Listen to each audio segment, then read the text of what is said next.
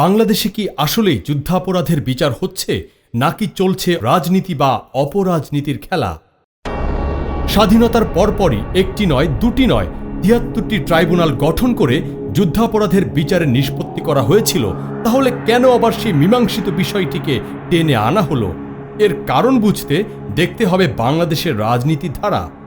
এরশাদ পতনের পর ৯১ সালে অনুষ্ঠিত হয় বাংলাদেশের ইতিহাসে প্রথম নিরপেক্ষ নির্বাচন।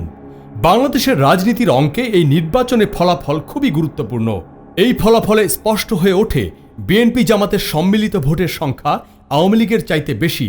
ক্ষমতা নিশ্চিত করতে আওয়ামী লীগের প্রয়োজন বিএনপি জামাতকে পৃথক করা, আর তাই তখন জামায়াতের সমর্থনে বিএনপি সরকার গঠিত হলে আওয়ামী লীগ রাজনৈতিক চাল হিসেবে ঘাতক দালাল নির্মূল কমিটি গঠন করে জামাতের বিরুদ্ধে নেমে পড়ে। আওয়ামী লীগের এই চাল কাজে লাগে। জামাত বিএনপি থেকে সরে এসে আওয়ামী লীগের সাথে যোগ দেয় এবং এর সাথে সাথেই ঘাতক দালাল নির্মূল কমিটির আন্দোলন বন্ধ হয়ে যায়।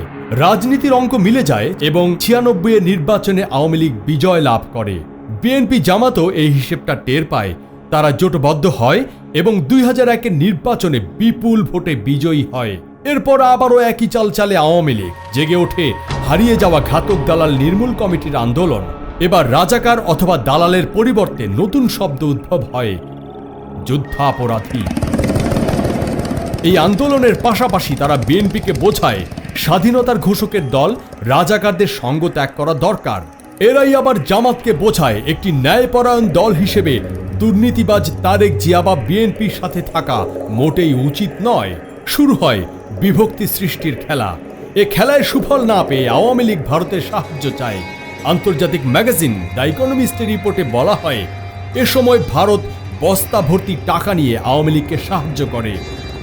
লগি বৈঠার তাণ্ডব, প্রকাশ্য রাজপথে হত্যা ও লাশের উপর নৃত্য করে ১৫ বছরের কষ্টার্জিত সফল কেয়ারটেকার সরকার ব্যবস্থার মূলে কুঠারাঘাত করে ক্ষমতায় আসে আওয়ামী লীগ। এবার শুরু হয় ভারতের খেলা। বাংলাদেশে দ্বন্দ্ব ও সংঘাত সৃষ্টি করে ভারত তার বহুদিনের চাওয়া পাওয়া পূরণ করতে মাঠে নেমে পড়ে। এদিকে নির্বাচনে জেতার পর শেখ হাসিনা বলেছিল, নির্বাচনে জয়ের মধ্য দিয়েই আমরা যুদ্ধাপরাধের বিচার করে ফেলেছি, কিন্তু ভারত তাকে আর পেছন ফিরতে দেয়নি। এখানে ভারতের উদ্দেশ্য যুদ্ধাপরাধের বিচার নয়, বরং নিজেদের স্বার্থে বাংলাদেশকে অস্থিতিশীল করা। তাই উদ্ভব হয় সংঘাত সৃষ্টির নতুন নতুন পদ্ধতি। প্রাক্তন প্রধানমন্ত্রী খালেদা জিয়াকে বাড়ি থেকে বের করে দেয়া, বিডিআর বিদ্রোহ, শাহবাগ আন্দোলন, নবী রাসূল ও ধর্মকে নিয়ে কটূক্তি, হেফাজতের উত্থান, রামুতে বৌদ্ধ মন্দিরে আক্রমণ, হিন্দুদের উপর আক্রমণ, বিরোধী নেতাকর্মীদের গুম অথবা খুন করে বিকৃত লাশ প্রকাশ্যে ফেলে রাখা, ব্লগার হত্যা, মসজিদে মুয়াজ্জিন হত্যা, বিদেশি হত্যা। একের পর এক অস্বাভাবিক ঘটনা চলতেই থাকে। প্রতিটি ঘটনা মানুষকে অস্থির করে তোলে। একদল দোষারোপ করতে থাকে অপর দলকে। বাড়তে থাকে বিভক্তি, বিদ্বেষ ও ঘৃণা। এই বিভক্তি সৃষ্টির অন্যতম একটি ইস্যু হচ্ছে যুদ্ধাপরাধের বিচার।